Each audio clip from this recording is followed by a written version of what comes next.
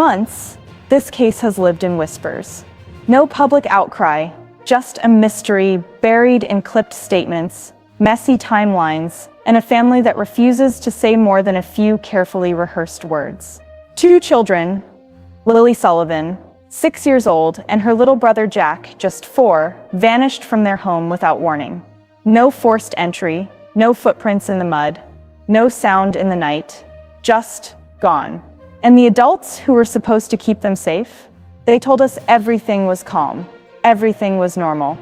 Until now, because someone new has finally stepped into the light, a neighbor who says he was outside that night. He's lived just 2 houses over for years. The kind of man who minds his business, keeps quiet, keeps to himself, until the silence started eating him alive. He claims he heard yelling coming from behind the Sullivan home. Not muffled voices, not a disagreement, but a fight. "You're not taking them," a man's voice shouted. And then a woman's voice, sharp and furious, "They're leaving with me tomorrow, whether you like it or not." He didn't go to police. He didn't go to the press. He stayed quiet for months, while 2 children stayed missing. And now he says he can't hold it anymore. He remembers Daniel's voice. He remembers Malehya's words. And he remembers the last sound he heard, a door slamming, like an ending. And then, nothing. So now we have to ask, why did he stay silent this long? Why come forward now, when the children are still gone? Is he telling the truth? Or is this just another twist in a story full of shadows and lies? 2 missing children, a secret fight behind a house, and a witness who waited until now to speak. This is not a drama. This is not a game. This is the life, or death, of 2 children who never came home. If you're here to get closer to the truth, stay with me. If you are here for justice, please stay back and watch. Because after hearing what this man claims, you may never look at this case the same again. These are not just holes in an investigation. They are cracks where the truth could be hiding. Because children don't just disappear without someone, somewhere, knowing what happened. And in this case, the silence is almost as disturbing as the disappearance itself. This is not just the search for Lily and Jack Sullivan. It's the search for the missing hours, the missing evidence, and the missing truth. But before we dive into this, kindly subscribe to our channel if you believe in fighting for justice. We've just crossed 4,000 subscribers, all because of your support, and we need that same energy to reach 5,000, then 6,000, and then 10,000. So go ahead and drop your fingerprints on that subscribe button, and where you watching from, because wherever you are, the day this vision is fulfilled, I will send my appreciation straight to you. Let's keep building this community that fights for justice together. For months, the town of Lansdowne Station has lived with a mystery. 2 children gone, no answers, no sign of them anywhere. Lily and Jack Sullivan vanished from a quiet home in a quiet town, and the silence has only grown heavier. But today, something changed in the atmosphere. A new voice broke the silence. A man who has kept his head down since day one, silent, unnoticed, invisible, has finally stepped forward. He didn't come from outside the community. He has been here for years. He lives just a few houses away from the Sullivan home. Close enough to know what kind of arguments carry across a backyard. Close enough to hear words that were never meant to be repeated. He claims he stayed silent all this time because he didn't want to get involved, didn't want to invite trouble into his life, didn't want to be that guy, but something inside him shifted. According to the testimony he's finally shared, he says he saw Daniel Martel and Malehya Brooks Murray on the evening of May 1st, standing behind the house, not speaking quietly, not disagreeing, but arguing, visibly, audibly, angrily. And it wasn't about groceries, or bills, or home repairs. It was about the children. He remembers it clearly. Daniel's voice, raised and unrestrained, "You're not taking them." And Malehya shouting back with absolute certainty, "They're leaving with me tomorrow, whether you like it or not." He says that after the final word, there was a hard slam, a door, or maybe a gate, and then a kind of dead silence that felt more threatening than any noise. If what he says is true, if that confrontation really happened, then everything the public was told about a peaceful, ordinary night has just been shattered. And make no mistake, this man is no outsider craving attention. In this town, he's known. He walks past the same mailboxes every morning. People know him as the quiet one with the overgrown tomato garden. The man who doesn't gossip, doesn't meddle, and never asks for help shoveling snow. He lives 2 houses away from Lily and Jack, far enough not to see what they were having for dinner, but close enough to hear real anger when it cuts through the evening air. Wait a minute, do you know how many nights I've stayed up going over the same questions? How many times I've replayed those 2 days in May, looking for the one detail everyone else missed? And yet, people still treat this like a story to pick apart for entertainment, while Lily and Jack are still gone. I'm tired of people chasing likes and followers, when 2 children never came home. If you think you can scroll past this and sleep peacefully tonight, ask yourself what it says about you. I'm not here for clicks. I'm not here for subscribers.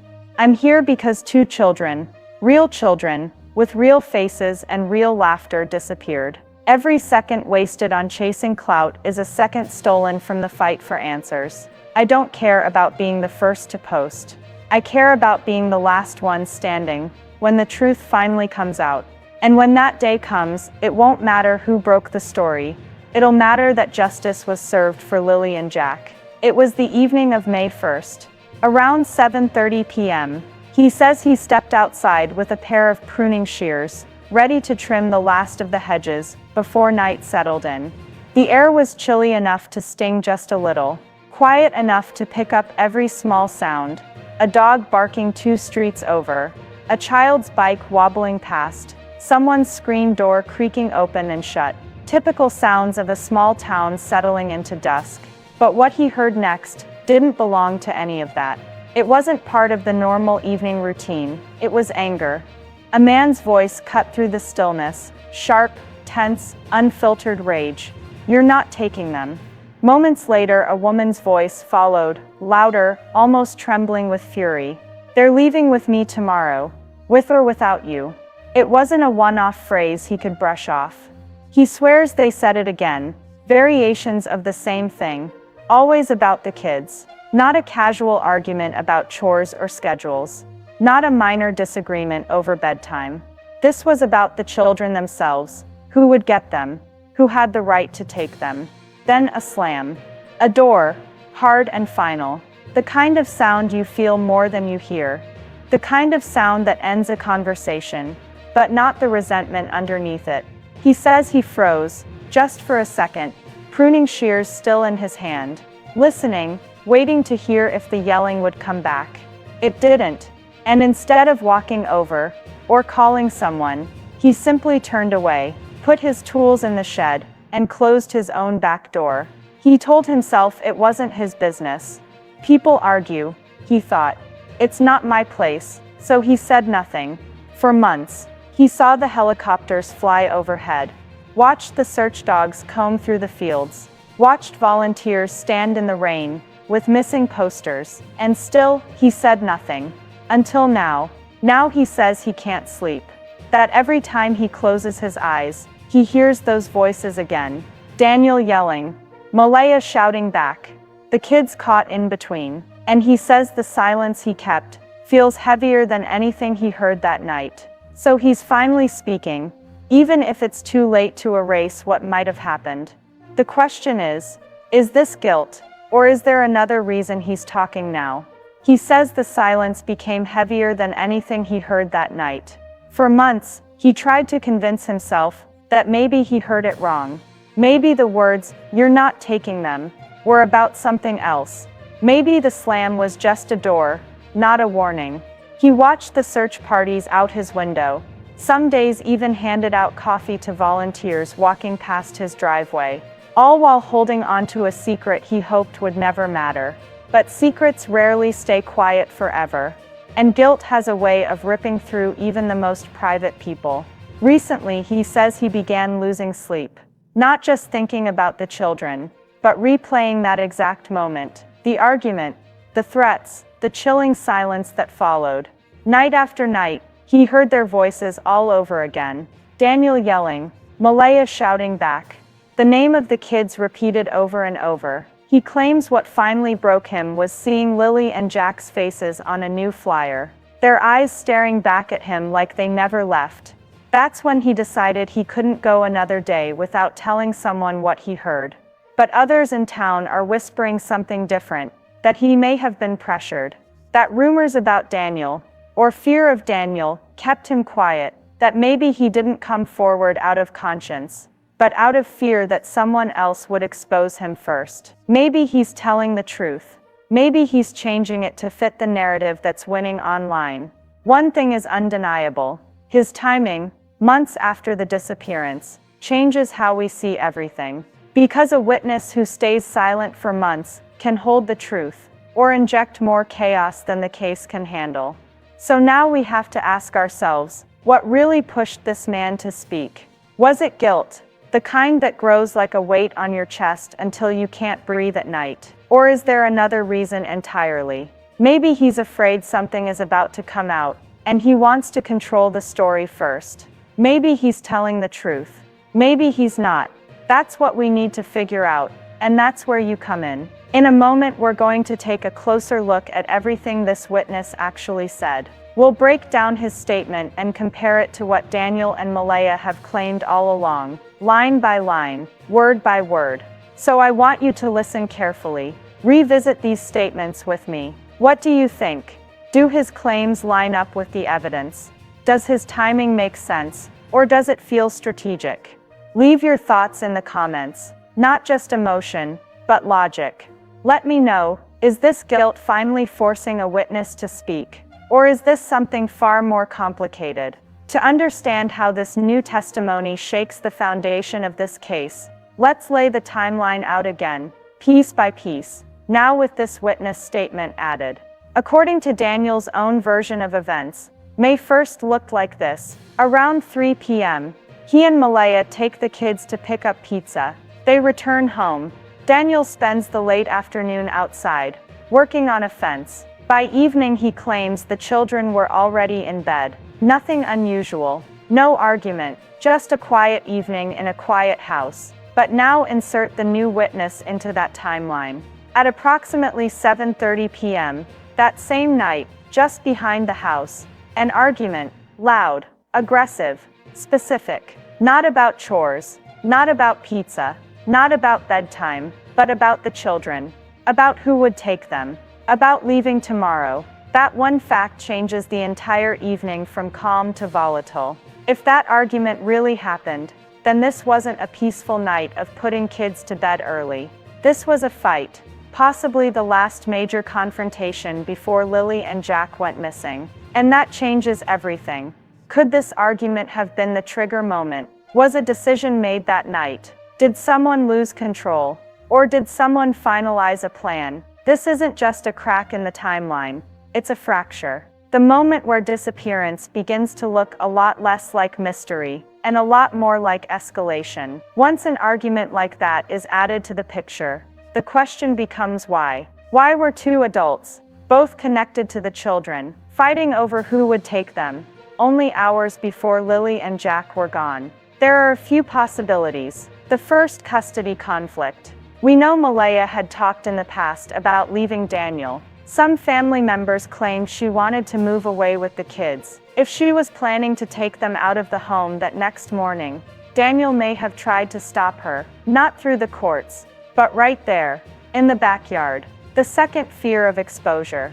If there were allegations of abuse, neglect, or drug use in the home, and Malehya was threatening to remove the kids and expose everything, that could have triggered a desperate response. The third, a planned escape gone wrong. Some believe Malehya may have been planning a secret departure with the children before dawn, possibly to protect them, possibly to run from something, and Daniel might have found out.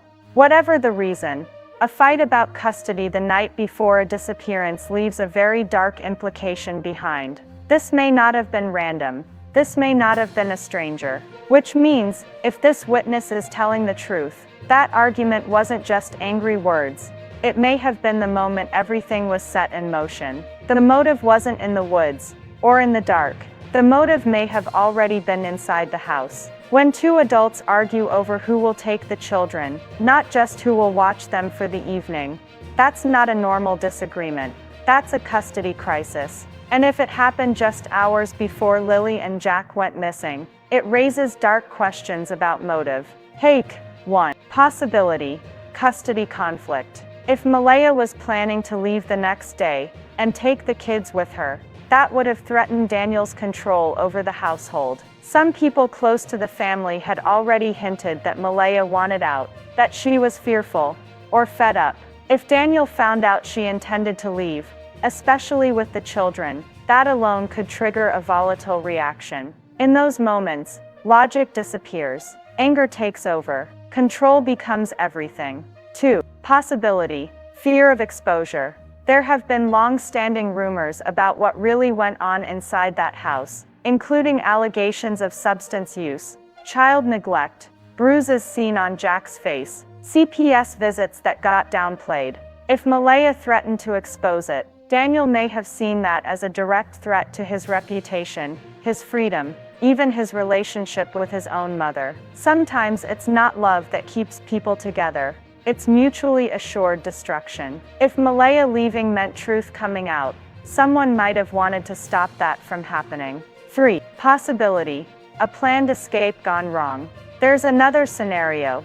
What if Malehya really did plan to take the kids early in the morning, not to harm them, but to protect them, or flee from something she believed was dangerous? That would explain the phrase, "They're leaving with me tomorrow." If Daniel found out about the plan, the argument could have escalated into something irreversible, and that means whatever happened after 7:30 p.m. wasn't spontaneous. It was a reaction to a plan that had already been made. If any one of these motives is true, custody, exposure, or escape, then that argument behind the house wasn't just a fight. It was a turning point, and it suggests that the disappearance wasn't an accident, and it wasn't random. It was personal. It came from inside the home. Which leads us to the most chilling possibility of all, that the last people Lily and Jack ever saw were the same people who were fighting over who would keep them. News of the witness spread through Lansdowne Station within hours, not through official channels, but through backyards, grocery aisles, and late-night phone calls. And almost instantly, the town split in half once again. Paul 1. Some felt validated.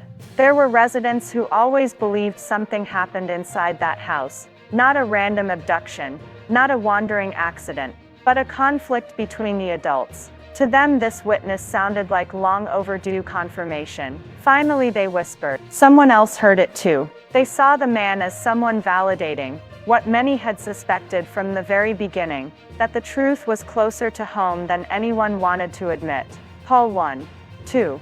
Others were skeptical, but just as many were unconvinced. They questioned why he waited so long. Why now, suddenly, after months of silence? Some accused him of seeking attention. Others wondered if his memory had been influenced by news coverage. In a town already exhausted by rumors, another voice wasn't necessarily welcomed, especially one that arrived months late and without proof. Paul 1. 3. New rumors sparked. And as expected, the rumors only grew louder. One side began repeating, maybe Malehya really was trying to take the kids and run. Maybe it was a mother finally protecting her children. The other side argued just as forcefully, no, Daniel must have stopped her. Maybe that's why the kids disappeared. Maybe that's the confrontation that started it all. With no official clarification, each new rumor added more gasoline to a fire already out of control. Paul 1. 4. A community further divided. The town wasn't just sad anymore. It was suspicious, angry, and fractured. Neighbors stopped speaking. People chose sides. Some defended the family fiercely. Others believed the case had been mishandled from the start. And now, instead of bringing people together around Lily and Jack's disappearance, this new testimony drove them even further apart. In a case like this, a new witness can either move the investigation forward, or tear the community in two. In Lansdowne Station, it seems to have done both. Silence is not new in this case. It began long before this witness came forward, long before the news cameras arrived, long before the wooden bridge became a symbol of everything unsaid.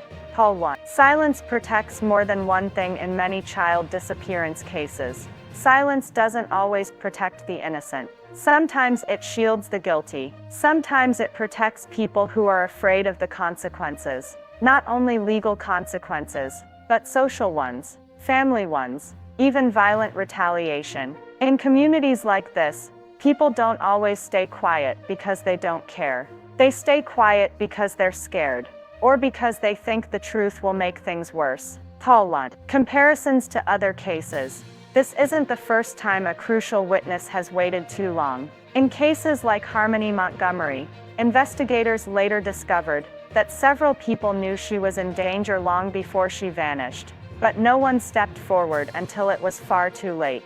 We've seen this pattern before. Neighbors who didn't want to get involved, family members hoping things would get better on their own. And by the time someone finally speaks, it's no longer about prevention, it's about recovery. Or worse, closure. Call 1. Call 1. A witness can be a domino. Some believe this man might be the first domino, that his confession might give others courage to speak. If there were more people who heard the same argument, who saw something odd that night, or even suspected something, this might be the moment they finally step forward. But the danger is just as real. Once one person speaks, others may try to protect themselves, rewrite their own memories, or shift blame. Call 1. Call 1. Is it too late? The hardest question to face now is this. Is it too late? Because the longer silence goes unbroken, the harder it is to find the truth. Evidence fades, memories become cloudy, and sometimes, the person who could bring clarity is already gone. In a story like this, silence isn't just the absence of sound, it's part of the crime scene. And now with a neighbor saying she was arguing over custody the night before Lily and Jack were gone, that silence becomes harder to look at as a symptom of shock, and easier to see as a choice. Where was she the next morning? Why did she mark the kids absent so early? Why isn't she the one demanding answers before anyone else? If the witness is telling the truth, she was in the middle of that argument. She was part of the fight, which means she might not just be a mother in mourning. She might have been a direct participant in the moment that triggered everything. And her silence isn't neutral anymore. It's either the silence of someone afraid to admit what really happened, or the silence of someone who already knows, and cannot speak it without losing everything. Whether she acted out of protection or complicity, we can't know, not yet. But what we do know, is that we are no longer dealing with one unreliable narrative. We're dealing with two. But before we decide who is guilty of what, we have to face a painful truth. This new witness, the man in the garden, may not be a savior to this case. He could be something else entirely. Because right now, all we have is his word. There is no recording, no timestamp, no proof that the voices he heard were even real. And we've seen it before. People inserting themselves into tragedies for attention, for relevance, for that brief moment when eyes finally turn to them. So maybe he's telling the truth. Maybe he waited because fear kept his mouth shut. Or maybe he waited because there was nothing real to tell, until the story grew large enough that it was safe, or convenient, to jump in. That is the risk. Because a single false witness can wreck an investigation just as quickly as a guilty suspect. False leads distract. They waste precious time. They poison what little trust is left in a town already drowning in suspicion. But there's another side. Maybe he's the first of many. Maybe now that someone has spoken, someone who heard what sounded like a custody fight on the final night, others will start to remember things they've buried. Maybe others will finally talk. And in a case like this, truth never comes all at once. It trickles, in fragments, in whispers. If he's lying, we lose time. If he's telling the truth, we gain a doorway. One man's voice, either a distraction, or the sound of a crack, finally forming in a wall of silence. The wooden bridge still haunts this case. That small weathered structure, out on Landown Road, the one most people would drive past without a second glance, became one of the earliest points of suspicion. Not because anyone saw Lily or Jack there, but because of one small chilling detail. A metallic star sticker found near the base of the bridge, identical to the ones decorating Lily's pink jacket. Search teams scoured that area for days. Cadaver dogs, flashlights, digging tools, markers on trees, everything you'd expect at a site of potential evidence. For a moment it looked like that bridge might tell us where the children had gone. Now with this new eyewitness account of a fight the night before, the bridge takes on a darker relevance. Because if Malehya and Daniel were truly fighting over who would take the kids, what if someone already had a location in mind? What if one of them was planning to leave before morning, to take the children away, and the bridge was part of that route? And if the fight became physical, if it escalated into something no one can now undo, was that bridge the place where someone tried to hide the truth? The question is no longer whether the children wandered off. The question is whether someone took them to that secluded spot intentionally, to leave no trace. Did an argument that started in the backyard end somewhere out on that dirt road? And if so, what happened in between is not disappearance, it's disposal. That bridge isn't just a location anymore. It may be the last quiet witness. Whatever peace this town had left is gone now. Trust has collapsed. Families who used to share Sunday dinners no longer speak. Neighbors glance at each other like strangers. Suspicious stares across fences, whispers in corners. Nobody knows who to believe anymore, and everyone is afraid of being wrong. Some people believe this new witness is a hero, finally giving the missing puzzle piece that could bring Lily and Jack home. Others think he's a liar, stirring the pot and making everything worse. And that disagreement has broken the social fabric of Lansdowne Station. People are turning on each other. Those who still support Daniel feel personally attacked. Those who think Malehya was trying to protect the kids feel vindicated. Everyone is looking for someone to blame. And with every new rumor, a new target is chosen. You can feel it in the air. This wasn't a community that fell apart when the children disappeared.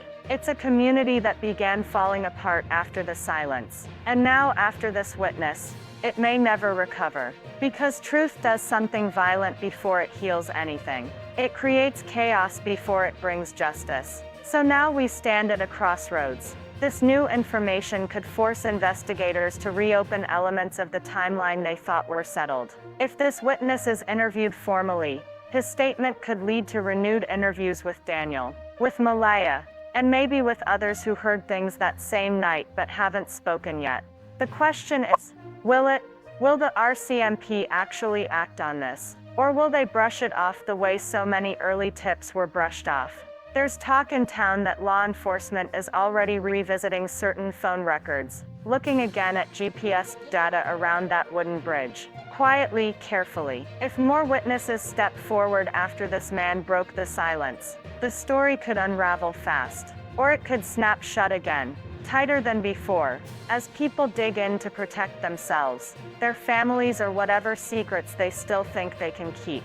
The pressure is back on Daniel. The pressure is back on Malehya. And for the first time in weeks, a case that had gone ice cold suddenly feels like it's burning beneath the surface again. All it took was one voice, one man, a few words, but the consequences could be enormous. What happens next? That depends on whether we choose to believe that voice, or question its motives, whether investigators dig, or look the other way, and whether Lily and Jack's story finally steps into the light, or disappears again, swallowed by silence and denial. One witness can change everything, or nothing. If what this neighbor says is true, then the night before Lily and Jack disappeared wasn't peaceful at all. It was a boiling point, a fight over who would take the children, followed by a silence that now feels suspicious, not tragic. And if that's true, then this was never a mystery. It was a decision.